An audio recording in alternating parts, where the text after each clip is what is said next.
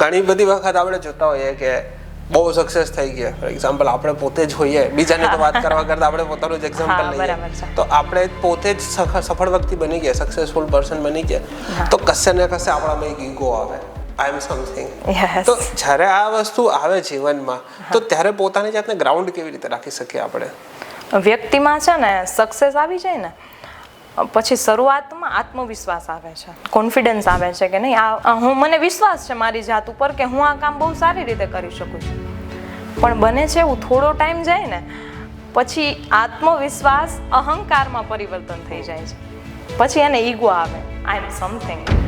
પણ એને કોણ સમજાવે? You are nothing. કારણ કે આપણાથી વધુ પણ આ દુનિયામાં ઘણા લોકો છે. આત્મવિશ્વાસ એમ કહે છે કે મને મારા પર વિશ્વાસ છે, હું આ કાર્ય કરી જ શકીશ. અને જ્યારે અહંકાર શું કહે છે? નહીં હો, આ કાર્ય તો હું જ કરી શકીશ, મારા સિવાય બીજું કોઈ ન કરી શકે. આ આપણો અહંકાર છે. આત્મવિશ્વાસ જીવનમાં જરૂરી છે, કોન્ફિડન્સ જરૂરી છે, પણ અહંકાર બિલકુલ ન કરવો જોઈએ. આપણે જરાક ડોક્યું કરવા જઈએ ને ભાગવતમાં કે રામાયણમાં તો આપણને બહુ સારું એવું ઉદાહરણ મળે કે અભિમાન કર્યું શું થયું? પતન થયું. 10 માથાનો જે રાવણ હતો એનુંય પતન થયું. મામા કંસ હતા ને એમનું પણ પતન થયું. એને 10 માથા હતા, આપણે તો એક જ માથું છે, કાળા માથાના માનવી છે.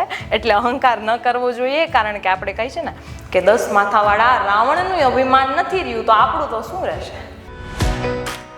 MNH घर सजाएं खुशियां लाएं.